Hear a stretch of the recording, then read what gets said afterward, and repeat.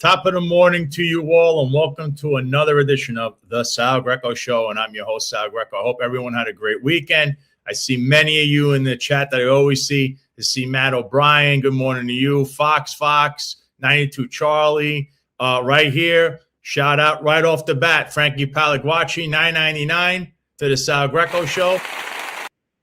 Plenty of cafecito to go later on for that. It says, God bless everyone. Keep shining the light, brother. No, same to you, brother. Fox, $2. Super sticker to Fox. Thank you very much. Fox, always here, by the way. Shout out to you. You're always, pushing the show. Thanks a lot for that. You got Rob, 2226. Good morning from this free state of Texas. That's right. Texas is another free state. I think a little more freer than Florida, maybe, for the moment. Lone Silencer says good morning also. And we have plenty to talk about on this show. So if you can, please hit that like, share, subscribe button if you're watching on the Sal Greco Show on YouTube, which, by the way, there'll be some changes on there. You've seen a lot of uploads. I am uploading all the old shows because I recently found out that many of them got deleted that were on another channel. So we're going to put every single episode that's ever been broadcasted of the Sal Greco Show on the Sal Greco Show YouTube channel. They're already on the Rumble channel, so bear with me. One by one, they're going up. You see, I'm up to episode 80, I believe. So I believe 159 or 150. It was like 150 and something was the last episode I did on a previous channel in a network. So we're going to get all of those in. There's about 70 something more episodes to go. So bear with me. You'll see those up one by one. So stay on the lookout for that. And also on Rumble, you go on a Rumble, the Sal Greco Show channel, like that. Rumble, hit the Rumble button there. Subscribe there if you want to be on Rumble. And, of course, on X, you could follow us on @TheSalGreco. That's my X handle. And, of course, the show is streaming live there where you can like it and share it. Especially share this out with all your friends in a low information bubble. So, with that being said, there's a few things we're going to get to right off the bat. Number one, sport case of this captain that I brought up on the last show. All right. This is a captain accused of choking a man. It's Captain Bowen from Community Affairs. I love everybody, writes all this stuff, and just everyone on internet just doesn't bring up that I had this originally for a reason. What I didn't want to tell you, which now you know public, is Mr. Bowen walked in, first of all, and they actually gave you a little more. The previous day, this 67-year-old, we'll call him pervert, he walked in on this person who had already been arrested the day prior for assaulting, and we're just going to say doing some other things to a family member of Mr. Bowen. So Mr. Bowen walked in and saw this gentleman who has no business being around a family member after being arrested for the very thing that I don't know what they're doing to get anywhere near this person. So, of course, he lost it. And, of course, he's got to arrest this person again. So I don't know if this person was arrested a second time, because that person has no business being anywhere near his family member after what happened. Remember, girl's 15 years old. 15 years old. What do you expect this captain to do? What would you expect?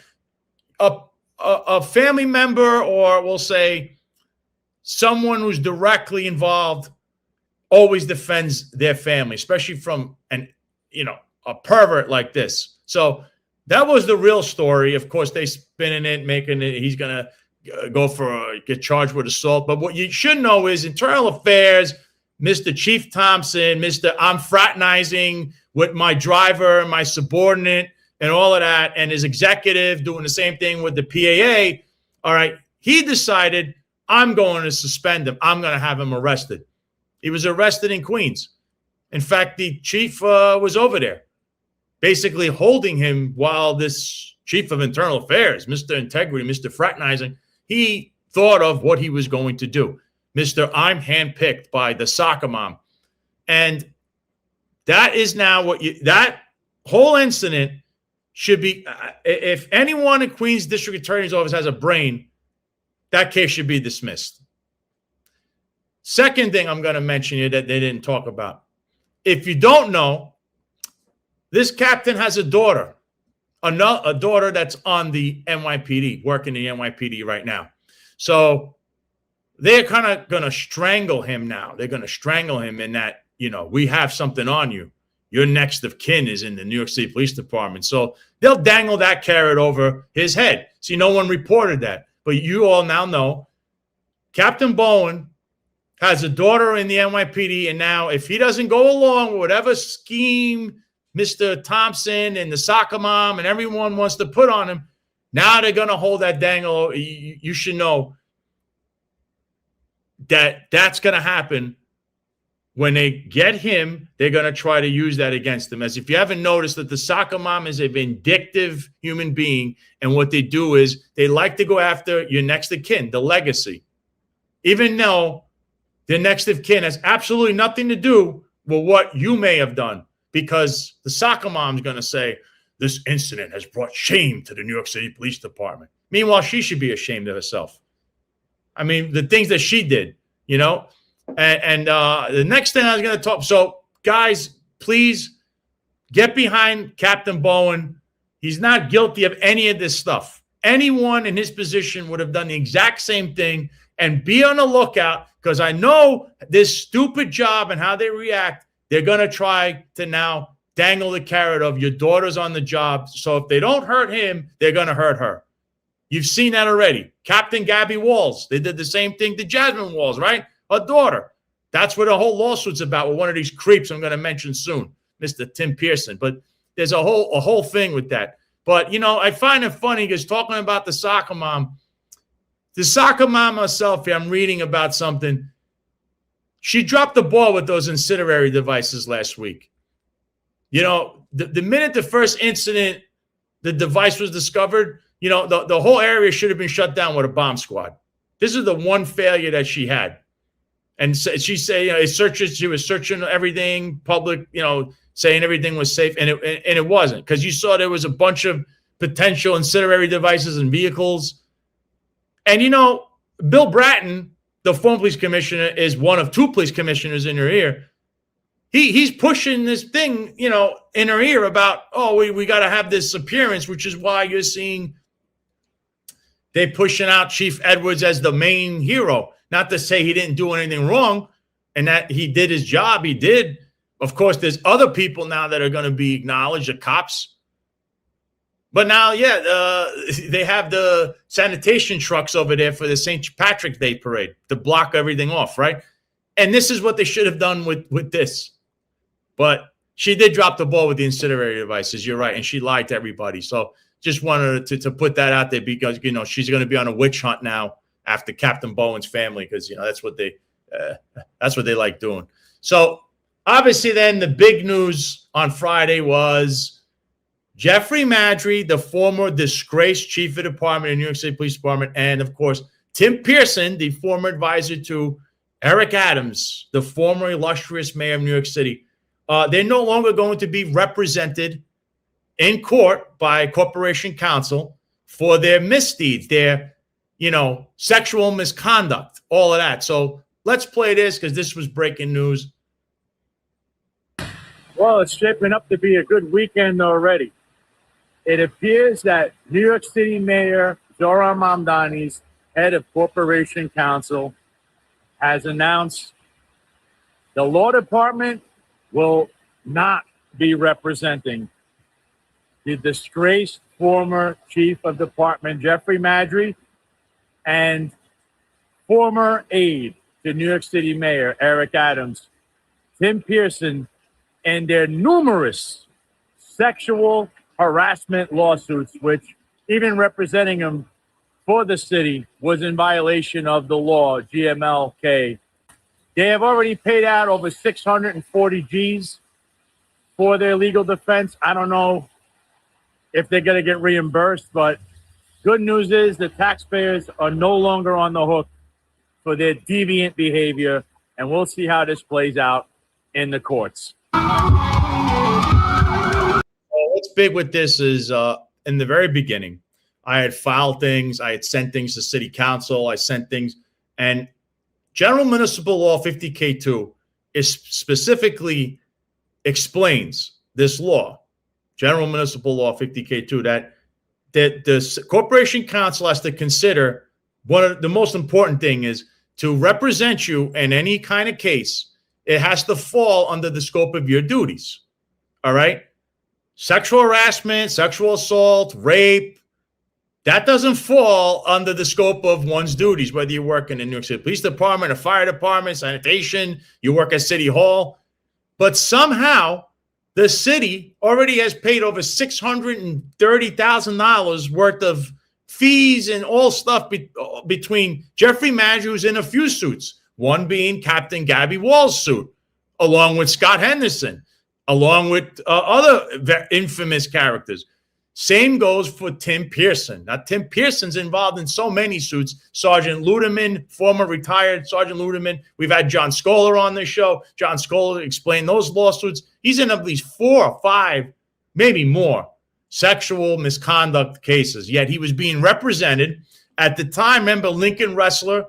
He's a city councilman. Look, we don't agree, politically, but he did ask in front of a committee hearing a year ago, why is Tim Pearson being represented? Of course, Eric Adams, the mayor, so Corporation Council, he's running. And they now, under this new Corporation Council, of course, they decided to cut this off. I think this is a victory for the city, but it doesn't go far enough because there's more. There are more people involved in these lawsuits. I don't need to go through the names. The next chief of department's one of them that came right after Jeffrey Madge, an infamous deputy mayor. That clown, he's been in numerous sexual misconduct lawsuits. Eric Adams has one open. They shouldn't be represented also. It's just not Tim Pearson and Jeffrey Madge. So it's a step in the right direction. Taxpayers deserve better. So, and right here, Special Hagan says, Judge Heinz Radix lost a job for objecting to representing Pearson and even Adams. That is a fact. And I got that, again, through my own sources, that she was listening and watching this show and brought this up. And Eric Adams said, nah, we're not gonna do that. We're gonna keep going. Those are my boys. That's how Eric likes to talk. So to discuss this and more is my friend and also a co-host to the other show, but he is a warrior in the streets. You've seen me on his show, Crowdsource the Truth. So it's the one and only infamous Jason Goodman. Thank you, Sal. Jason dressed up for the occasion. Well, this is the Sal Greco Show. We have to dress to impress. I like it. A different look for you. So I want to get your take right off the bat with this Tim Pearson stuff, because this Tim Pearson law, man, me and you discussed this, because you, as a taxpayer in New York City, you were funding these lawsuits for sexual misconduct which occurred on duty. And I don't know why they were representing them. But, like I said, Eric Adams allowed this to happen. And then, of course, he has his own sexual misconduct lawsuit, actually a sexual assault lawsuit that the city is still defending him in. So what is your take on that? And there's still characters that are being represented by the city. Yeah, Sal, a lot of people, I think, don't ever think about this aspect of New York City, the corporate council, and, obviously we see the NYPD out in the streets. So that's sort of the part that the public interacts with. But I've had some personal interaction with the district attorney's office and with the corporation council, and I'm extremely disappointed. I mean, the other thing that's bad from the standpoint of the individual officers, who might be watching right now, the public holds them responsible for all of these failures, when the truth is the failures begin at the top and sort of roll downhill like so many things. And so not long ago, I was down at the district attorney's office, and I couldn't help but be brought back to my days in Syosset High School. It's like a public school down there, where it's funny to say, but it's true. It does not run like the legal underpinnings of the multi-billion-dollar operation that New York City is. I'm sure if you went to the corporate counsel office for Google or, name something else that has $113 billion budget, it would be much more competent, at least in its outward-facing appearance. The district attorney's office was a mess. It was like I was taken back to Madrid. At 1:30 they went on siesta, and you had to come back at 3 o'clock if you wanted to talk to anybody. And not only that, it's understaffed. The building is sloppy, and the attorneys walking in and out of that office were very unimpressive. So I think New York City would benefit from having probably 10, if not 100 times the number of legal, attorneys and whoever it is that's dealing with these cases. It would also allow the NYPD to do their job more effectively, because I think so many officers realize that when they arrest someone, these various, legal arms of the city government are going to either not prosecute them, not have the resources to deal with it. And so cops, there's so much downside. We heard about this captain or sergeant who you said now, obviously some guy is sexually assaulting his 15-year-old family member. That's understandable what that guy did. But now look at what's happening to him. He's caught up in the legal machinery, not the guy who's out there harassing and assaulting 15-year-old girls. So it's very troubling. But let's get to corporate counsel for a second, because I don't know if viewers of the Sal Greco Show are aware, back November 1st, 2022, when the much lauded Elon Musk was purchasing then Twitter, today X, I went there to share with him my Twitter coup report, which, remember, November 1st, 2022, the Twitter files, Matt Taibbi, Michael Schellenberger, that stuff had not been released yet. That didn't come out until 5 weeks after this incident outside Twitter's New York City office, where a certain social engineering individual was aggressively sending emails to who? Jim Baker, former FBI general counsel, who on November 1st, 2022, had become Twitter's deputy general counsel. So we were already seeing these sort of hidden connections between the FBI and social media. And here we have this outside agitator, a psychopathic lunatic who's been stalking and harassing me, my 85-year-old father, harassing my family. I understand how this captain feels. It's one thing you want to mess with me, but you're going to go after these vulnerable family members. It's sick. Anyway, that guy, that social engineer, was emailing legal at Twitter. And so rather than presenting this report to Elon Musk explaining how the FBI had illegally infiltrated Twitter and was violating everybody's Fourth Amendment rights, everybody's First Amendment rights, I got choked by a gang. One individual who showed a badge that you said resembled a New York City corrections badge. And this was 3 people attacked me, choked me. Something like 7 cars and 9 or maybe even more officers, including a lieutenant, George Ibrahim, responded to the scene. I called the police because I had been assaulted. I called 911, and then I got a ticket for disorderly conduct. Now, of course, that ticket was dismissed for being facially defective before I even said a word. That was in New York City criminal court. But then I sued the city of New York, the NYPD, those individual officers. There he is right there, Lieutenant Ibrahim. And that's where I engaged with the corporate counsel office. Now, again, rather than saying, hey, you know what? This was an unfortunate incident. The police have a lot to deal with in the street. We're going to have some kind of settlement with Mr. Goodman. Let's acknowledge that this shouldn't have happened and make some payment. No, instead, they now have been fighting me. This case is on appeal in the Second Circuit in federal court. Corporate counsel has been churning through different lawyers, and they're lying. They're saying that the police had probable cause to issue this disorderly conduct ticket because now I've presented them in court, in federal court. I've presented a 39-minute video that I recorded on my phone, and they're saying that that video gave the police probable cause. However, Lieutenant Ibrahim and none of the responding officers viewed any of that video. They looked at it for 30 seconds. They said, we can't hear this. There's no evidence of an assault. We're just giving everybody tickets. So they had no probable cause. They also said, written on the ticket, Jennifer Caruso, Officer Jennifer Caruso, who either has rosacea or was drunk that night, said to me, on the ticket, she wrote, an individual known to the department, that means one of the assailants, told the undersigned, that's talking about Caruso, that the defendant caused a public disturbance. Now, the only other person there in the public, aside from the assailants and me, was Elon Musk's personal bodyguard who was guarding the Tesla that was video recording the whole entire incident. When Caruso, on my video, asks this bodyguard, did you see anything? He says no, and he leaves. So where did she get this testimony from a member of the public that there was a public disturbance if the only member of the public said he heard nothing and he was standing 5 feet away? So there was no probable cause.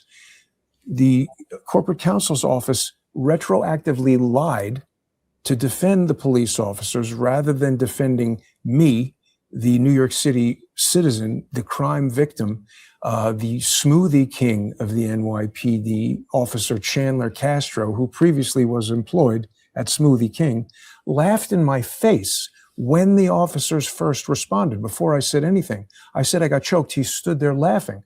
I said, what the hell are you laughing at? I'm a crime victim. I mean, think about that. It's absurd, Sal. Your story, and of course, he has this. That lawsuit is still pending. Is just a microcosm of what it's like in order to deal with some of the men. And there's a lot of stuff like this. We're about to get into some of that stuff too. I mean, Eric Sanders in the chat says utter nonsense, no probable cause. So he agrees with you too. You can see the video. I believe it's somewhere on your X feed where this incident happened, and you could judge for yourselves. I mean, it's crazy how that went down, and then they blamed you for the whole thing. So, but before that, I want to show this video. One last thing about this Tim Pearson and Jeffrey Madry thing. Julie Menon, who's the speaker of the city council, she had this to say about, no longer defending them in court.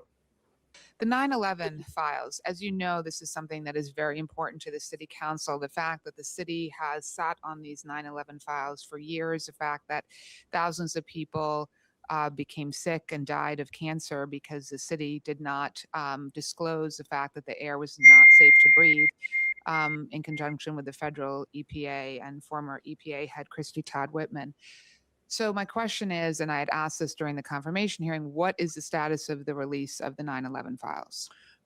Thank you for that question. I can report that since I was confirmed a couple of weeks ago, we have set up a team that is reviewing what documents can be posted on a portal to provide access to the public and the cost for maintaining such public access, and what documents cannot be posted. For example, documents with personal information or individuals such as medical information. We're also looking at the cost of determining what documents cannot be posted. We will keep you posted on what we are doing, but that's what we've done the last several weeks, and we're working on this very hard. It's very interesting. Very interesting what she said. Well, wait a minute, Sal. Wait a second. So right there, we see the city of New York is concerned about the cost of maintaining a website to present the public with information about maybe the most serious event to happen in the United States since Pearl Harbor, maybe even more serious. But I mean, they can't spend $19.99 a month with GoDaddy, but they're going to spend thousands of dollars on lawyers making up nonsense that they had probable cause to have somebody strangle me. Yeah, and how about not saying anything about representing people for sexual misconduct in the city? And very cost conscious when it comes to 9/11 websites. And very recently, two officers that are assigned to guard her from the NYPD were involved in a frat house where the inspector, Rana, now admits that, he knew about the frat house activity while he was supposed to be guarding her. And then he gets rewarded. He's now in another part. He's in counterterrorism. Instead of is he going to get punished? Wow. And just so people know, So this captain we're talking about, Captain Bowen, his daughter's name is Susie Bowen. She's in the 112 precinct. Please make sure that nothing happens to her in the New York City Police Department and being transferred or undesired assignments, all of that nonsense, because that's what happens when now they're looking at her father who did the right thing and they're going to say he brought shame to the police department. That's the mantra here. But so I'm going to actually now to chime in on everything. There she is. To chime in on everything, we're going to have now to add to this discussion. He's the producer. He's the co-host. He's the wingman, the one and only Jack Stern. Yeah, thank you for having me today. And Jason, I'm very sorry to hear about what's going on with your lawsuit and how the police officers laughed at you. But what can you do? Yeah, it's really an amazing time to be in New York City government, because we come to find out that there's millions of dollars being hidden from us. And even as Mamdani's threatening to raise property taxes, we could be cutting costs in other areas. But unfortunately, with the negligent spending that's gone on for decades, Jason, it's almost like it's acceptable to just spend $1 million on a lawyer for Jeffrey Madry and Tim Pearson and to be spending money on all these other things when other costs are being neglected, right? Because that's the culture of New York City government nowadays. Yeah. And obviously, that's what they want to do. They're doing it, and you bring up a good point, Jack. That's the one area we hear Mamdani giving these press conferences talking about raising property tax, which is already, I think, one of the highest in the country. He never once talks about cracking down on corruption or leaky spending or any of these nonprofits that the city is giving millions and millions of dollars to. People remember my other recent incident with the, what was it, Midtown South, Sal, what is that, the 14th precinct, where the detective squad was acting like Bart Simpson, telling me that Hugh Johnson was going to come meet me at the Walcott Hotel, where I observed and video recorded individuals who looked to me like gang members doing some kind of transaction around a 1-year-old baby. They thought this was hilarious. So, I mean, the things that they prioritize, and oh, by the way, that hotel security there for the migrants who were doing these transactions was being coordinated by the Neighborhood Association of Intercultural Affairs, which received, I think the number was 9 million or something like that from the city of New York, a nonprofit that was paying its embezzler CFO $660,000, $400,000 more than the CEO, who had no idea that the guy was a convicted felon, convicted for embezzling $110,000 from another nonprofit who entered a plea deal. What I'm told, people know Charles Ortel is an expert in nonprofit investigations and very, well studied in nonprofit law. He tells me when someone's been convicted like that, one of the normal punishments is that you're never allowed to be involved in another nonprofit. Not that you get paid 3 times as much as the CEO. Sal, you did a lot of coverage of the straw donor scandal with Eric Adams. It begs the question, was this guy, Richard Izquierdo Arroyo, the CFO of the Neighborhood Association of Intercultural Affairs, was he paying out money to people who were doing this type of straw donor campaign contributions to Eric Adams? It needs to be investigated, and Mamdani is not doing that. No, you know why? Because Mamdani has his own straw donor scandal. That was another thing we were uncovering, but nobody bothered looking into it. And he's chummy with the president. Email Bo, whoever, email Bo, the ghost of email Bo will pop up, or Todd Blanche. Oh, everything's okay. Everything's all right. And I just want to add that I saw Eric Sanders in the comments right here before mentioning Bowen's legal rights were definitely violated. More to come soon. So NYPD, I'm sure you'll be hearing from Eric, which I know you guys love so much, especially the soccer mom. So, that case is to be continued, but we're going to be on it, because that man should not be put through the ringer for defending his own family from a predator. So that will to be alleged predator will to be continued. But Jack, I know we were gonna spin into this. What happened over the weekend? I saw a bunch of protests, and I want to get in this because Jason is. If people don't know Jason's his work on Crowdsource the Truth, he would go around and he used to be in the thick of everything, whether there be a riot, a protest. He covered, I mean, he ran into Zohran Mamdani while he was campaigning for mayor at a Tesla protest. So just so you know, Jason's in the middle of everything, but he uncovered along the way. We would talk about social engineers. He's going to describe this. So just show everyone a little bit, Jack, of what happened this weekend, or explain these protests that you saw, that it looks staged to be staged. I don't know what else to say, but go ahead, Jack.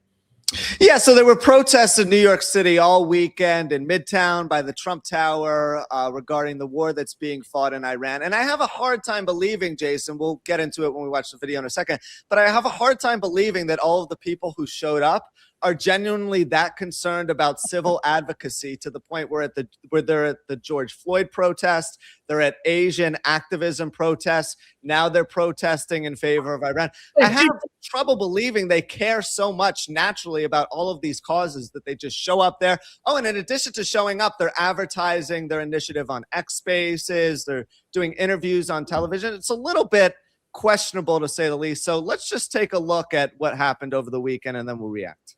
USA!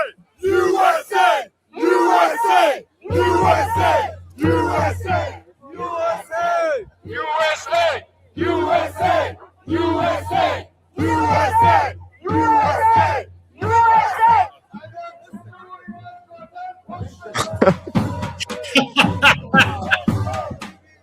Ho ho! Islam regime, let's go! Hey hey! Ho ho! Islam. I mean, like, can we just stop this for the second? Like, this guy looks like someone at the World Baseball Classic cheering for Team USA for the Dominican Republic last night. How can anyone take him seriously? He's not even talking about what's going on in the war. He's just doing some reckless chant and trying to get attention from everyone there. All right, let's continue. Let's go. Hey, we look at each other as human beings, not as color, not as faith. And this guy has a New York accent too. He's clearly not from the Middle East, right? But he cares so much about the people that he has to advocate for them. Not as religion. We say, who are you and what can we do to bring all of us together? And that's what this fight is for. And Islam is against everything that we believe in. They want to bully you. They want to beat you. They want to torture you. They want to bring you down. They want to call women and look at them as they call them in the Quran that they are half brains. And we tell you that my mother has got more intelligence in her toe than her little baby. So listen to the rhetoric there. That's all we need to see. I don't need to listen to that guy screaming. Listen to his tone. They want to hurt you. They want to kill your family. They are not as good as your grandmother or your mother. I didn't even understand what he was saying. But either way, he's not going into the specifics of the war and why we're fighting the war. He does not know anything about the oil supply or our relationship with Israel or President Trump's relationship with Benjamin Netanyahu. They did not say one single thing about the war itself. All it was ad hominem attacks with baseless claims and no factual information. Jason, the floor is yours. Take it away. Jason, please explain social engineering, the whole concept behind that, because there's a lot to it. And look, I mean, is Talia Jane there? Was Crackhead? These are people that Jason has run into, by the way. The floor is yours, Jason. And now they're taking selfies with, I mean, come on. Right. And I mean, frequently with the Israeli flag, you're going to see Oren and Ronan Levi. Now, those guys are from Israel, so it makes sense that they would be supporting Israel at a protest. But as you said, Sal, I think Jack, you brought it up, the diversity of interests that these people have. It seems to be, whatever is the opposite side of what Trump and Trump supporters are on. And, look, I don't want to just take one side in this, because to me, it seems like both sides are controlled. And Sal, you used to frequently talk about, I guess it was John Schell who would talk about controlling the narrative. And I think that is what most of these protests are about. Frankly, even Olia Scootercaster and Freedom News TV, this is somebody who came from Ukraine, and, within the 10-year span that I've been doing Crowdsource the Truth, she appeared she gets an NYPD, or sorry, it's no longer issued by the NYPD. They come from City Hall. But these press passes, I absolutely object to the concept of a press pass. The freedom of the press is part of the First Amendment, and every single person in the United States enjoys that. The analogy that I've often made, if you go to your grandmother's house and there's a photograph on the refrigerator and you say, who was the photographer? It was your grandmother. Taking a photograph, the very function of doing that, makes you a photographer. You don't have to study under Ansel Adams or get some kind of a degree or a license or a diploma. And likewise, going and reporting on public interest matters, it's journalism.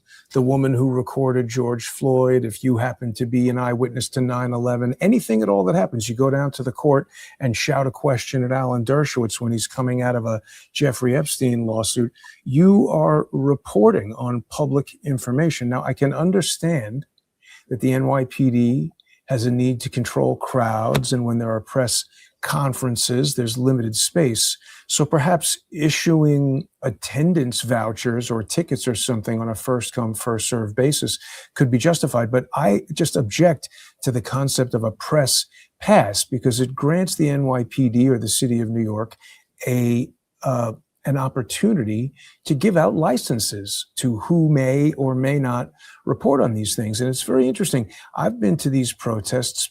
People may recall 2 or 3 years ago, there was a protest right over here near where I live on my block, 2 blocks away from my apartment at FIT. When we had all this Columbia riots and everything going on, there was a gathering, sort of a menagerie of morons who were out there having a pro-Hamas protest. And I just was walking down the street, took out my phone, started recording. They took one look at me. I didn't say a word. And they said, "Oh, you're a Zionist." They surrounded me. They began intimidating me. One guy with a keffiyeh wrapped around his face was trying to poke me in the eye with a Palestinian flag and the wood pole from the flag. I kept my eyes on this guy. I was getting a vibe from him. And the keffiyeh came down from his face at one moment. I was zoomed fully in. I think I got a 5X zoom on the camera. And I did, out of, many seconds or even minutes of video, capture 1 or 2 clear frames of his face. And the next day in the New York Post, it was reported that a suspected or alleged Venezuelan gang member had been arrested for being involved in, moped muggings and was at Rikers Island. And he looked exactly like the guy who had been harassing me at this protest. So the following day, I was walking down the street and I saw some NYPD guys outside of the New School where another one of these protests was happening, including a white shirt lieutenant. I don't remember his name. I mentioned the incident to him. I showed him the New York Post article on my phone. I showed him the video of the guy on my phone. And I said, "Doesn't this look like the same guy?" And the lieutenant said to me, "It's a remarkable resemblance." And I said, "Okay, so I want to report this. What is this guy who's supposedly a prisoner at Rikers Island? What is he doing at a protest?" The lieutenant asked for my driver's license. I said, "Wait a minute. The last time I gave a lieutenant my driver's license, I got a ticket for disorderly conduct and wound up in criminal court. So why do you need my information? This is all public stuff. Go investigate it. I'm telling you, this guy, Victor Parra, suspected Venezuelan gang member, was at a protest outside FIT last night. Here he is in the New York Post. I'll email you this photograph of him, but I'm not giving you my information." So the guy said, "Oh, we're trying to help you. You don't want to." So it's like, if I won't, you can't give anonymous tips to the police anymore, and they go investigate, strong, remarkable resemblances of suspected criminals. They don't investigate that. Yeah, you have also had issues with what's his name, Matola, right? That was another guy from Community Affairs. You've run into him. I'm trying to explain this. I mean, I think there's a lot of truth that what Jason's trying to say is a lot of this stuff is socially engineered, especially from the protest angle. Going back to 2020 and beyond, Occupy Wall Street. Sorry, forgive me for interrupting, but let me tie this together. I forgot about the social engineering aspect. My suspicion is the police or someone at Rikers Island says, "Hey, Parra, We need somebody who's willing to do violence on the streets, who we can disassociate ourselves from if Jason Goodman gets his eye poked out or stabbed in the throat, and just say, oh, we don't know this guy. He's a criminal. And I think the police hire these people or make some sort of arrangement with them, whether it's through a plea deal or just we're going to let you out of this filthy prison, but here's what you need to do. And they're out in the street rolling around. This guy Para, he's not some high level undercover, or maybe he is. He's in the Venezuelan gang. But the point is, the police, whether it's Oren Levi, Victor Para, Ronan Levi, Unisco Wahala Kano, who is Crackhead Barney, our buddy there, Walter Masterson with his friend Gonzo with the Muppet Show bomb, the Wile E. Coyote bomb. I think all of this is theater, Rand Paul, as a certain diminutive doctor would say. This is street theater designed to, do I don't know what, frighten the public, keep people off the streets, Create civil unrest. Civil unrest, demonstrate that the police can arrest. So you said something very important, Sal, that the soccer mom dropped the ball, that the bomb squad should have shut down that entire area. Absolutely. By the way, that seemed obvious to me. Someone is walking around New York City with a bomb and you just say, oh, we arrested the guy. It was a dud, nothing to worry about. You would imagine remember they had that break-in on 44th Street or whatever it was, where the guy ran up to the 33rd floor and shot somebody in the NFL or whatever he did. They closed down like 10 blocks. Yep. For You hours. were fire. Remember, you were trying to get in there. They weren't even Now allowed. you have a bomb. They don't do anything. That to me suggests that they knew that was a Muppet Show, Wile E. Coyote bomb that they put there to have a big viral news item where we arrested the guy and, we don't know this guy, Walter Masterson, even though every time Jason shows up and starts screaming, arrest this guy, he's doing this, he's doing that. He's a January 6th dressing up like a Trump supporter, telling his friend, you have to go in disguise or the people we're trying to deceive aren't going to believe you. They don't arrest him. They take him out of those situations. He's there amplifying sound through a megaphone without a permit, and they're telling me to stop yelling. Yeah, see, and this is what I'm saying.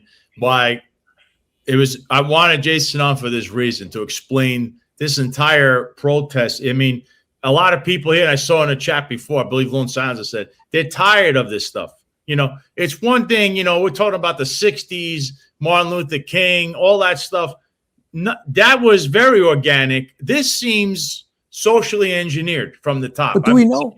I wasn't there. Could have been the same thing. The family of Martin Luther King ultimately won a civil lawsuit against the U.S. government and determined that there was a conspiracy to kill him.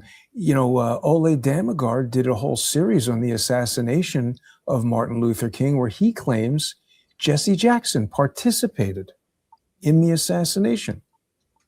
I think, the whole protest thing, it's got out of hand. I know I saw Ilby Eyecatch. Shout out to you. He's in the chat also. He was mentioning how, he thinks also the pro-Palestine chat, the pro-Palestine people, it's all one big thing, and it's funded by George Soros Foundation. I think there's other people. I think it's more than just at this point, you're looking at this and going, this whole thing has to be engineered from the top, because out of the 2020 riots, what did you get? You got a protest settlement agreement in New York that absolutely handcuffs the police department and being proactive, right? So somebody engineered that, because if you keep pushing that envelope forward, you're ripping open that envelope. Now you got what we have. So now there's really, if you were to go into these protests, Jason, you've really taken, you might take your life in your own hands getting in the middle of showing what's going on, like you did that time with Tesla. If you go back, you go on Jason's on his X, or go on his YouTube, Crowdsource the Truth. There's plenty of channels you could watch. When he went to Tesla about a year ago, he ran into Zohran Mamdani, and there were these people with the orange or red outfit on, like they had some kind of it looked like a thing you would wear if you're trying to. Yeah, it was like a vest or something, and all these people started surrounding him. When he gets over to Zohran Mamdani, who starts answering the questions, and then one guy starts following him around, and it's a group of them, and they're all wearing these shirts And then we found out that I believe they're part of an organization as well. So the whole thing was constructed by someone engineering it, which is why the social engineering thing, where at first people would say, that's nothing. I'm starting to look at it and go, no, this is as unorganic as it gets. It's clearly engineered from someone, somewhere, or a group of people to get their objective. I think 2020 riots got you a lot of these protest settlement agreements. You got a lot of these police departments defunded. You got areas where, like Minnesota, where there's like barely any police anymore. And then you had ICE come in, all this other nonsense. And it's all due to this one incident. There it is. That's when he met. This 3 weeks in a row. How many New York City businesses could tolerate to close their location 3 weeks in a row? This is an economic attack on Tesla. How can you sanction this? You will never be mayor. This is not the use of the First Amendment. This is, step away from me. Don't advance towards me like that. Yeah, you did. You just came up to me in a threatening manner and you're advancing towards me. Back up. Look at that guy. That guy's like your size, comes over, body checks me. Unbelievable, right? He follows you. New. And there was a group of those guys. It wasn't just, and this was before Mamdani got there. They were there already in front of Tesla. If you watch this whole video, you guys will see that it was like an entire group, and they're all wearing some kind of red or orange, like it's the same outfit, and that's how they coordinate with each other. And they were following Jason before and after this incident, and they were all embedded in this little protest that was then, we found out was, I believe it was an organization that was involved with that. But the whole thing, again, socially engineered. And Mamdani's in the middle. You can't even get 2 words with him. Then all of a sudden, he doesn't have any bodyguards. So their intersectionality of all of these protests is what has me the most suspicious, because when you looked at the protests in Minneapolis in regards to the 2 citizens who were killed by ICE agents, it all of a sudden became an initiative to try and impeach President Trump. Jason, when you were at the protest by the Tesla building, Mamdani was bad-mouthing President Trump and talking badly about Elon Musk because he just so happens to be the owner of Tesla. So that's one of the things that has me suspicious, is that there's so many different components that get dragged into all of these protests. And I would have to say as well, guys, that 2020 was probably like a watershed moment when it came to protesting, because before that, it wasn't as big of a deal, but now protests are being a lot more publicized and there's a lot more attention on them. And as a result, there's a lot more foreign influence as well. So that's why we're seeing some of these characters kind of getting involved. And in regards to the bomb allegation that you made, Jason, about how things were kind of choreographed and televised beforehand, I do think that those claims have some merit, especially with, having the benefit of hindsight here. It does look suspicious that the chiefs kind of all looked at the bomb and no one drew their firearm and they all reacted very slowly, in the same way that the Charlie Kirk killing now looks suspicious for a number of different reasons that we'll cover on a different episode. But, it's just a weird time to be alive. And going forward, I think there's going to be a lot more protests that are planned with all of these bad actors, because they make headlines and they're the ones who get everyone riled up. So they're the ones that we're all going to be focusing on naturally, right? But it's always the same. Let's just talk for a minute more about the social engineering at this Zoran Mamdani incident. So first of all, I was telling him that I felt it was not First Amendment activity. It was the intimidation of Tesla and Tesla customers and the shutting down of a business, which was an economic assault. If they wanted to go to the park and talk about it, that would be all right. But to show up and make it impossible for Tesla to do business is a different thing. So this girl who came over and told him, don't talk to this guy or whatever she said, she's wearing a T-shirt that says Planet Over Profit, which sounds like a good thing. Planet Over Profit is this. It purports to be, some sort of a nonprofit. It wants you to support them by sending them money. Here we've got this, contributions will go to Planet Over Profit, but they don't really tell you who that is that the money goes to. Planet Over Profit, it's not a 501c3. It doesn't have an EIN.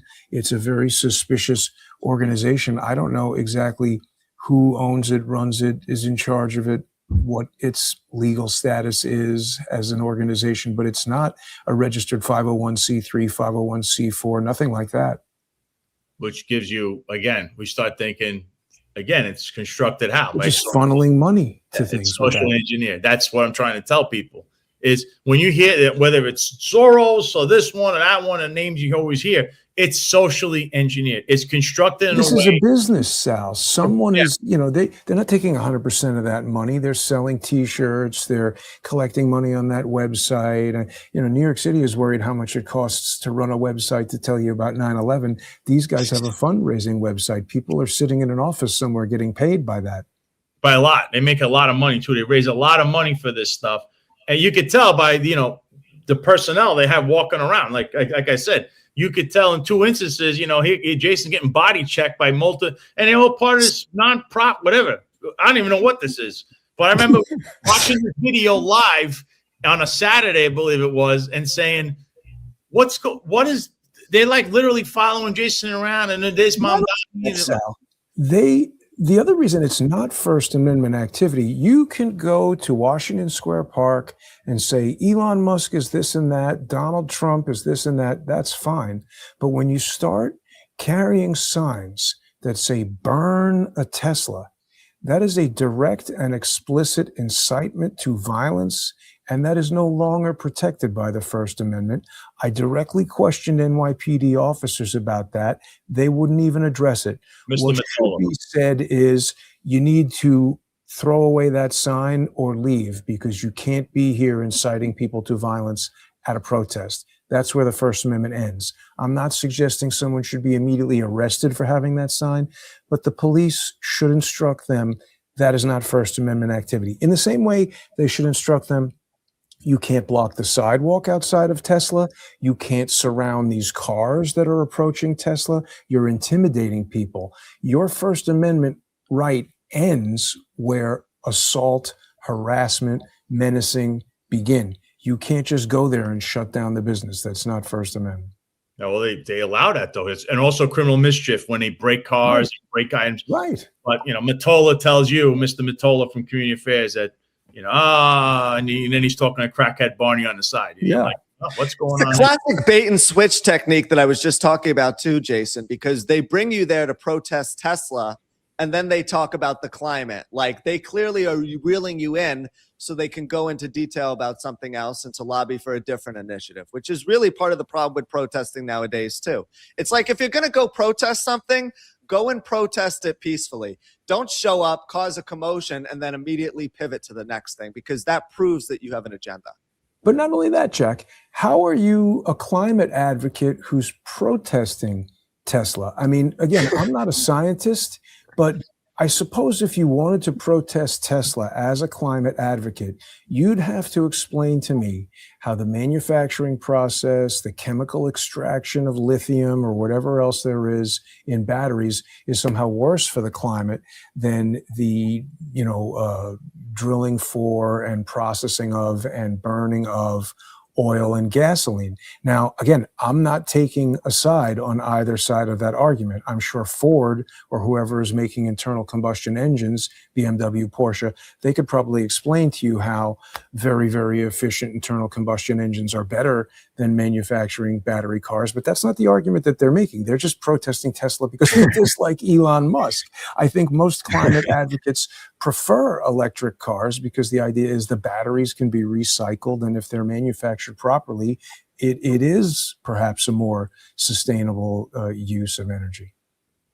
No, listen, listen, this thing it's got my blood boiling seeing all these protests over and over again. I see them all over the country. It's the same characters, the same stuff. Nobody does anything. I understand it's First Amendment right, but then it spins into what you're seeing. A lot of damage, money, things have been destroyed in the city, and no one's ever really held accountable. And then when you arrest people, I mean, the Molotov cocktail people they threw and they firebombed a van. They were attorneys. They lawyers.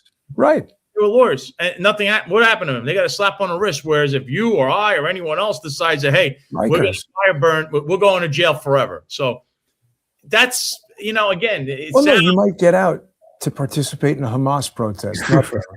Yeah, they'll get out in time for the Hamas thing. But I want to move on to something else before I get into the break here. But Jack, you have a video. I believe Tucker Carlson. There's a lot going on with Tucker Carlson, who I'm going to tell you I unequivocally always support, because Tucker had me on his show at a time when, not too many doors were open. So I never forget that. Unlike on some people, loyalty means something to me. So, Jack, what happened with Tucker? Yeah, so we all know about the divide that's happening right now in the MAGA movement between Thomas Massey and Tucker Carlson and Marjorie Taylor Greene. They're kind of going against this coalition of President Trump, Laura Loomer, and several other whack jobs from the right, including Mark Levine as well. But recently, Tucker Carlson revealed that he's being investigated by the Department of Justice, and now people are very upset. This is the first 30 seconds of a video he posted on Saturday night, which now has 25 million views on social media. So the other day I found out that the CIA is preparing some kind of criminal referral against me, a crime report to the Department of Justice on the basis of a supposed crime I committed. What's that crime? Well, talking to people in Iran before the war. They read my texts. So the crime under consideration apparently would be the Foreign Agent Act or something like that, acting as an agent of a foreign power. And I don't expect this to go anywhere. I'm not too worried about an actual criminal case against me for a bunch of reasons. One, I'm not an agent of a foreign power, unlike a lot of people commenting on. So yeah, Tucker's obviously revealing that the Department of Justice is investigating him for getting in contact with the Middle East prior to the war happening. He sounded the alarm on this war for a very long time and said we should not be at war with Iran. We should not go to war with the Middle East again. He even compared it to both the playbook that George H.W. Bush and George Bush employed and said this is the wrong path to go down. But now it seems like this is political persecution because he obviously has the platform that he has. He speaks out against the president, but because he has a very powerful voice in manipulating public opinion, it seems like they're going after him to try and make an example out of him. What say you guys? No, you go first, Jason. Oh, wait, I don't want to. I disagree, Sal, with your opinion of Tucker Carlson, so I don't want to insult him on your show, but, he's taken material from me to defend Alan Dershowitz, which I found very not good. And his father was in the CIA. He's received funding from this guy, what's his name, Malik. And by the way, I'm not singling him out. This 1789 this is a free speech Capital, platform. Everyone gives their opinion. Yeah, 1789 Capital, which maybe you guys have heard of. This is an investment, a venture capital firm. First of all, look who's involved as one of the principals is Donald Trump Jr., but it's this guy, Omid Malik is the main guy here, and he's invested quite a lot of money in Tucker Carlson's, independent podcasting network or whatever it is. So there's a lot of strange money incidents.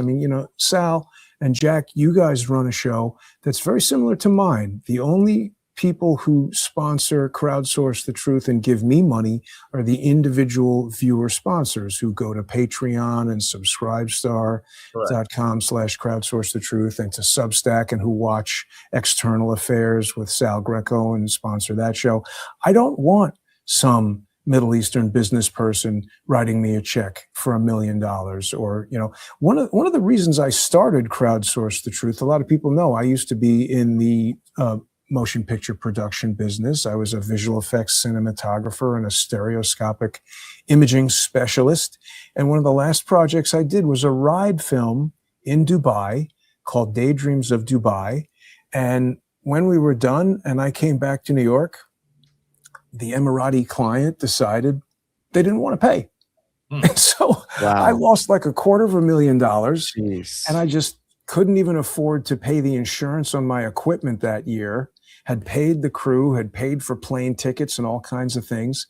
And at that moment, I said, it basically drove 21st Century 3D out of business.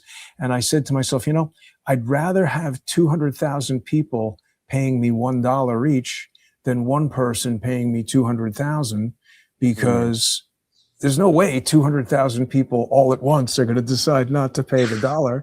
And you get on the line with this one sponsor, whatever it is that you're doing, and you find yourself beholden to that person. So again, I don't mean to speak badly. I appreciate what you're saying, Sal. Tucker had you on his show at a time that you were really being held down by the NYPD, and that was good of him to do. But I don't care for Tucker Carlson for my own reasons. Yeah, he took an interest in my whole case with everything, and of course, he's good friends with Roger too, with Roger Stone. Roger's my friend, and he took he didn't have to do that. He could have said, "Who cares?" His network is so big, Fox, and he took a police officer story, my story, and make and talking about that. So, but I see this. He's been getting attacked by the same exact people we always talk about. Is certain people that keep attacking him that also are little social engineers themselves, apparently online or part of a network or something, because it's almost like, I've said this before. I mentioned with the conservatives, we had DC Drano, where he would post something, and then 7 other guys that have conservative following, they all post the same thing within seconds of each other. Don't deny that. Word by word. It's like warring factions, right? Yeah. And you say to yourself, what the hell's going on here? So I see the same thing happening to him, only they're taking this to another level. Now it's the CIA is keeping it, all because they might I believe that too. And these people are dirty. The CIA, these people, what are you doing even? Tucker Carlson's an American citizen. He's not in office. He's a journalist. Supportive in that. They shouldn't be doing what they're doing. What they could do, Jason, is they could do that to you or I or Jack. Oh, I know. And they do. And the FBI, the DHS, the CIA, I agree. So let me clarify my point. I'm not saying that it's okay that the CIA or whoever do this to Tucker Carlson. I'm just saying, if we're going to talk about Tucker Carlson, I got to lead with, why did he steal my footage to defend Alan Dershowitz about this? The government can inject you with a vaccine. I super hated that.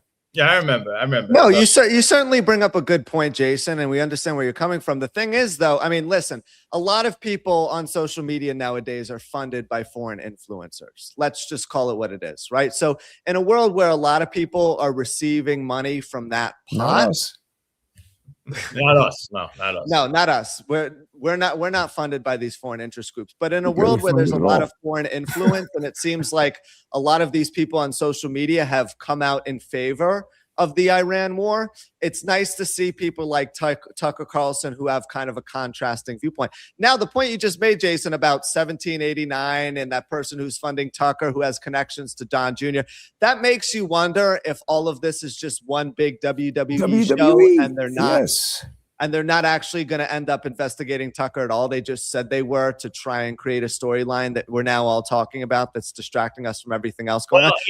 You mentioned something, because somebody over the weekend, it was saying, I think Mike Cernovich wrote something about it. It said, like, the only reason anyone's talking about it is somebody went online and started writing about it on X, and you got engagement for him. And they're trying to say, well, they should take the monetization program away from X.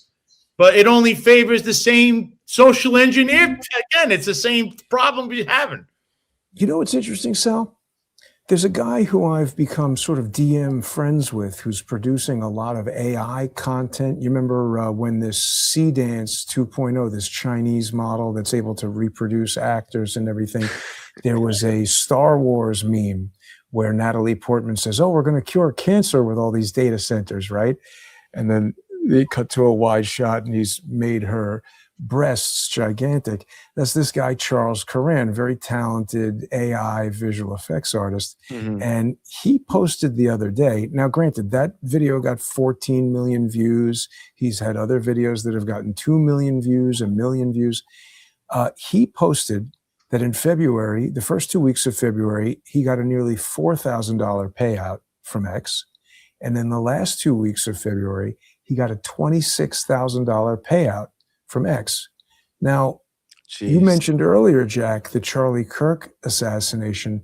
The week after the Charlie Kirk assassination, when I identified video evidence that I believe contained drones in a video shot by Adam Bartholomew from his Life is Driving Twitter account, I daily, Sal, you saw this every day, 2 million views, 2.7 million views, 1.5 million views. I had 5, 6, 7 tweets in a row that were breaking 2 million.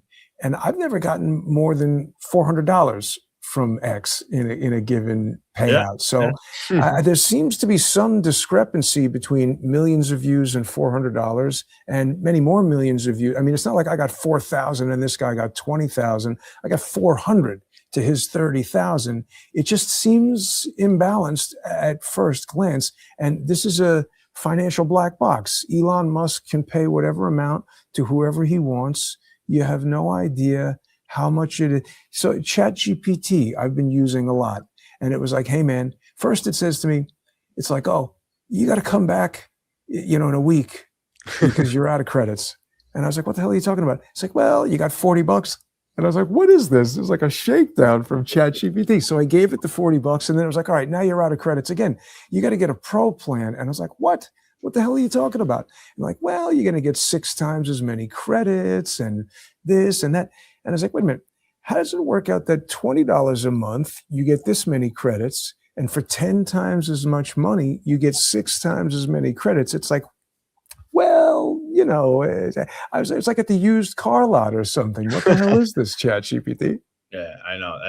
I said the same thing, but I think that's what really, the whole thing derived off the internet. They made a big deal over it because people want to get clicks. They get all these views, and that's basically, that's how this thing works. It's a social engineering project. There's people on top and then they divide the money amongst themselves. It's all this is. There has to be like a meticulous planning involved too. Like if the war in Iran generates enough publicity, okay, Tucker, you're going to go ahead and make this video saying that the Department of Justice is investigating you, even though we're not really going to investigate you. We just want attention on you for a little while. Like there's a lot of planning between the higher powers involved, and it seems like they're in collaboration with one another more than they're against each other. Right. Chronicles of the Collapse says, Jason, your interview with Dershowitz was mind-blowing and belongs in the annals of the COVID history. So you do. I mean, I did watch that too. I remember when it happened. I used to watch everything live when I was still in the police department. I did want to pivot to something now. So, Jack, I guess it's a good time to tell everybody to go to Free Spoke because we were talking about a lot of your search engines. You should go to Free Spoke. There's a new... You got to go on there. You go to https://freespoke, that referral, rock.com// or L, I don't know, either or, /Salvatore G59. That's where you get your discount to go to Free Spoke. Also, if you're Italian American, IACRL.org, you could join the Italian American Civil Rights League.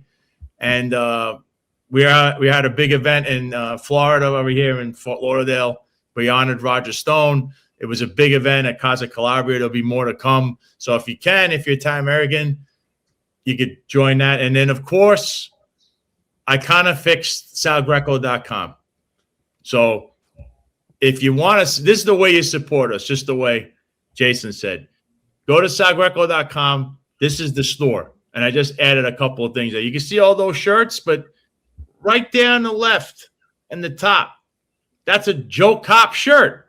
We had a lot of Joe Cops coming on, and with their hairbag rhetoric and all that nonsense. You could be a Joe Cop yourself now. You want to be a hairbag, and here you go. You could rep it out, and comes in different colors too.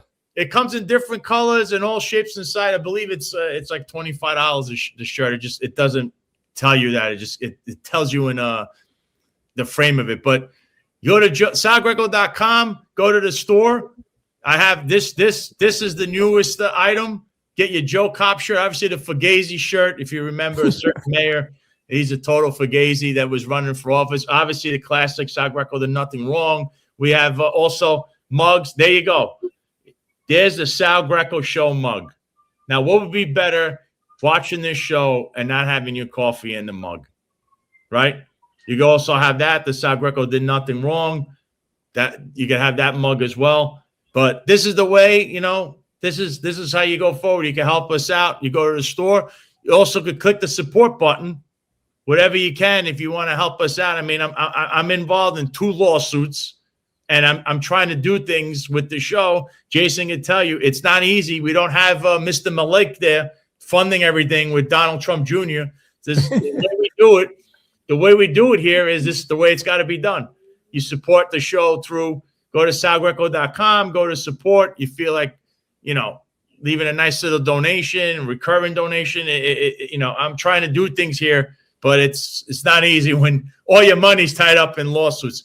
And of course, we have items coming. We have shirts, we have mugs. There'll be more to come, but that's just to, and I got a lot of requests for the Joke Cop shirt. So now you could be a Joke Cop too and represent the brand as well. Yeah, this is just scratching the surface as well. We're going to have a lot more material in the weeks to come, including a Con Sofrito shirt, a workout training one.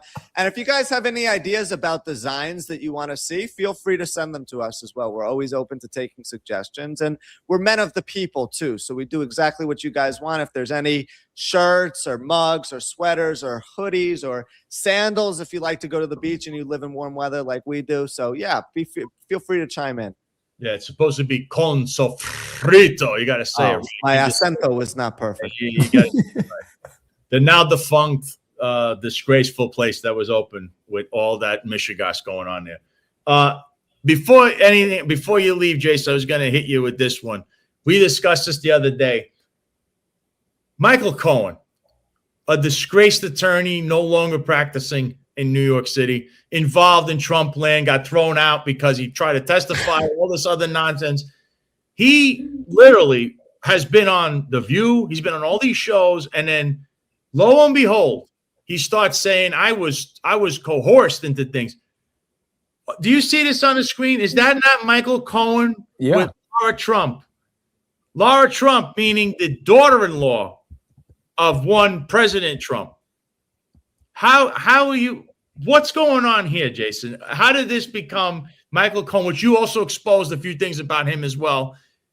What are you looking at here? What are we looking at? Why is this going on? I mean, seems like WWE stuff. Yeah, I can't explain that with Laura Trump. I mean, the Michael Cohen being coerced, I believe that. I mean, that was my conclusion before he said it. When I was chasing down Norm Eisen outside the Stormy Daniels trial, that's what I said to him. We had Robert, I think is his first name, Costello, the attorney who initially met with Michael Cohen. See, there was more to that. I was trying to interview Mr. Costello, but he wasn't interested. I mean, he's a working attorney. He's an older guy. He's not interested in being on social media or getting more involved in this than he's legally required to. But Michael Cohen had approached Costello about representing him, about Costello representing Cohen, because Michael Cohen told Costello that his office had been raided by the FBI and that he was going to kill himself and he didn't know what to do and this and that. And just from listening to that story and knowing what I knew about Michael Cohen and the surrounding context, I suggested to Mr. Costello that Cohen was actually targeting Costello, that they wanted to wrap Costello up in this to get Costello jammed up so that they could force Costello to testify against Rudy Giuliani. Because Costello was one of the attorneys in the Southern District of New York U.S. Attorney's Office when Rudy Giuliani was the U.S. Attorney for the Southern District of New York.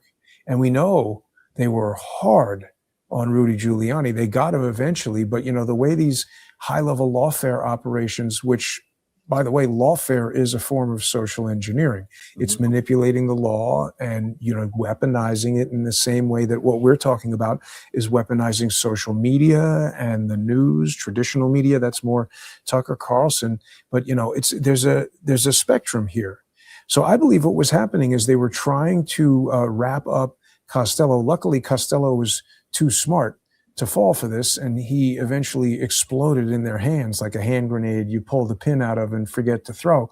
But what he basically said in that Stormy Daniels trial was that Michael Cohen had paid Stormy Daniels out of his own money. Cohen took out a home equity line of credit. Now, his wife did co-sign for the HELOC, but once it's open, either of the marital partners, you get a checkbook that you can write checks out of this HELOC account, and either marital partner can write those checks. So if you just write a check to a hooker for $180,000 or whatever, $130,000, and don't tell the wife, I don't know if that's fraud or just being a jerk, but the point is he did legally, as far as I can tell, obtain this HELOC.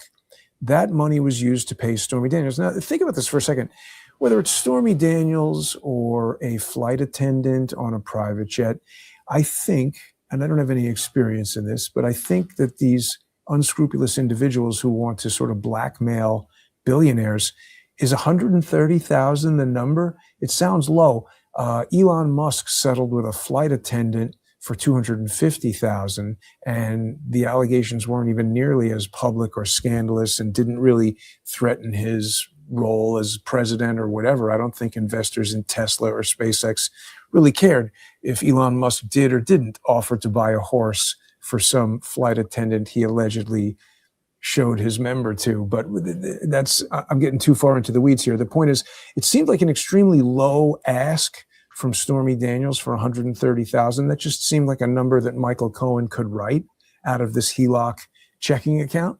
So he was coerced by Norm Eisen to set up this whole ridiculous scheme. The other social engineer we had in that mix was Felix Sater, the Russian-American real estate developer, who also just happened to be working in Trump Tower. I think what's happening is Michael Cohen, Felix Sater, these people are all associated with the Clintons. And they say, all right, we're going to go after Trump. So we're going to go rent an office in Trump Tower. We're going to see him in the elevator every day, and we're going to become his lawyer for, you know, whoever it is that's representing Trump. And listen, I really do question the judgment involved in hiring Michael Cohen as your lawyer. But then again, I'm not a billionaire. I've never been sued by, you know, lowlifes. Maybe you need a lowlife lawyer to deal with the lowlifes that are suing you. And there's probably a whole range of lawyers that Trump has. But I do believe that Michael Cohen was coerced into, you know, someone told him, you're going to do this. And then, you know, we'll get you out of jail. We'll make sure you get a podcast. We'll make sure you get 250,000 viewers on Twitter. And just like when the FBI general counsel, Jim Baker, got kicked out of the FBI as a result of the criminal prosecution against Michael Sussman, when Hillary Clinton's attorney got prosecuted in the John Durham thing, you know, there was a job waiting for him at the nonprofit Lawfare Institute. And then he went to Twitter.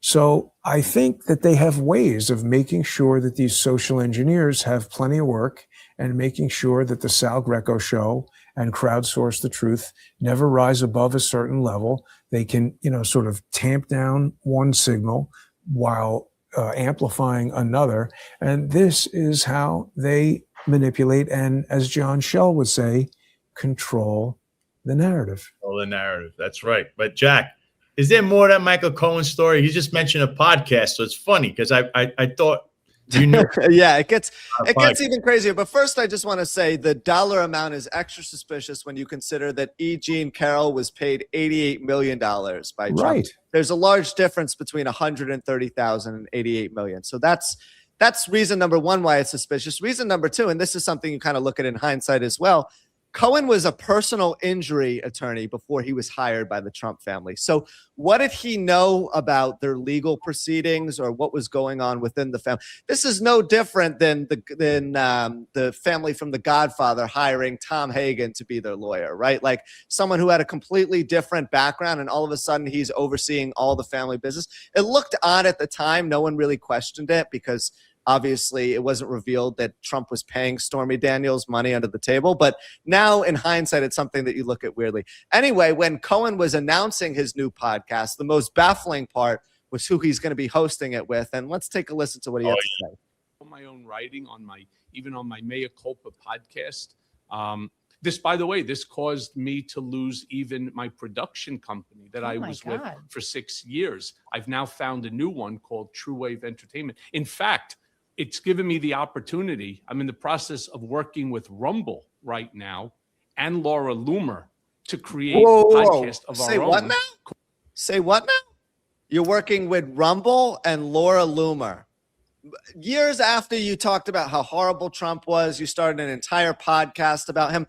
Now you're going on with Laura Trump, his daughter-in-law, and she's like sympathizing for you. Oh, I'm so sorry you lost your company. That's such a terrible thing. You're such a good person. It doesn't matter that we were in conflict for all of those years, because we're going to put that aside so that we can convince people that they should now listen to and trust you. And it's also weird in light of everything that's going on right now, because Trump is like, it's like Love Island when they throw people off the island. Trump is throwing people off the MAGA island one by one, whether it be Marjorie Taylor Greene or all these other people. And now he wants to invite someone back into the villa who originally went against him. It doesn't make any sense.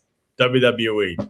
Jason, Wait, let's just talk about this for a second, because you guys were the first to tell me about this. So Michael Cohen just said he lost his podcasting company, which, as I understand it, was this thing Midas Touch, which is an American progressive media company. This thing is pretty closely associated with Norm Eisen and the Lawfare Institute and all of those guys. And so, I mean, you know, Michael Cohen, yeah, I mean, it's hard to know which of this is WWE. And I mean, these guys would obviously be angry if Cohen now flipped sides and went back to Trump. It also would make logical sense that Michael Cohen is a spineless rat who just, you know, runs to whoever it is who he thinks he can get him out of trouble, get him a fast buck.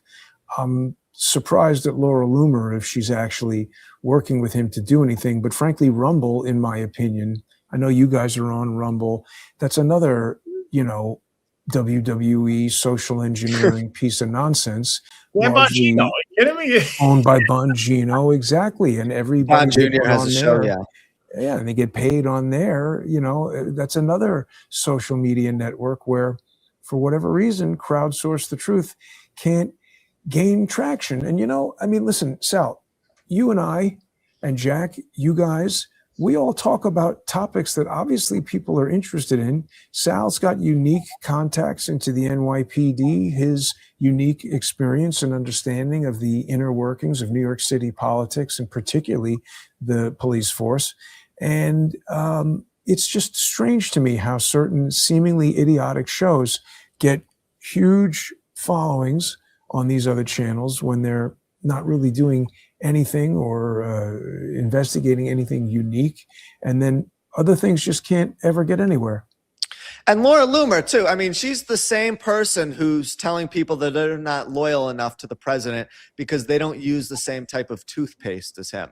Now, someone who gave him negative publicity for 3.5 years and hosted that's a little crazy, spilling all the beans about him, is welcome back onto Island and has to do a podcast with her so that they can inform an audience about what's going on and what happened. And he's obviously not going to be bad-mouthing Trump anymore. So he's totally changed his tune as well. This is amazing. Clear manipulation.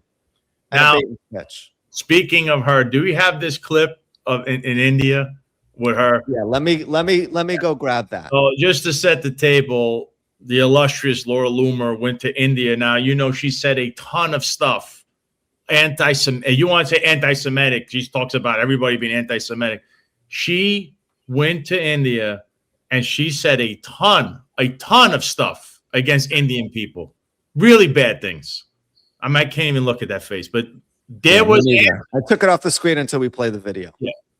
But there was an answer. Someone there that's Indian from India, that's a conservative, had something to say. So let's play this clip. She's in India, may I add? Just remember that. And she before I play it too, let me also add that she deleted all of her anti-Muslim, anti-Indian posts before going on the trip, so that people there would just forget about what happened and she could start off with a fresh, new, clean slate, right? So yeah, let's hear what this guy had to say when he was calling her out. Racist and Islamophobic. And I'm sorry to say that we have Atiti Devo Bhava in this country where we welcome all, but your comments smack of anti-Indianism, worse still, Islamophobia, and even worse, racism, which has no place, ma'am, in today's world. So get real, ma'am. Sorry to say that, but that comments are unacceptable to me as an Indian and as a world citizen. The White House will smell like curry, and speeches will be facilitated via a call center. You then went on to say our country was built by white Europeans, not third world invaders from India. I think you should do more than just express regret. Be racist and Islamophobic. Yeah, so you guys get the point. I mean, we're calling her out for everything she said, and unlike being the tough guy that she is on the internet when she throws stones because she's looking at a glass house, she's just sitting there with like a little weird grin on her face. Did she respond at all? No, not really. I mean, she just said a couple of words like, oh, you know, it was taken out of context. There was a misunderstanding. She was like a deer in headlights the moment that she was confronted about what she posted on the internet, which she makes confirms her suspicion, $200,000. right? This is just someone who sits behind closed doors on social media all day long and can't take the heat.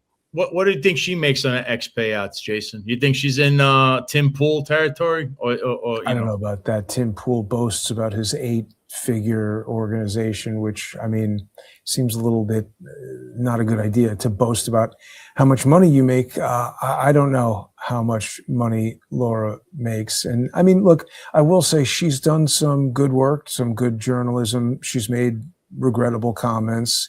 That dude was pissed, rightfully so. And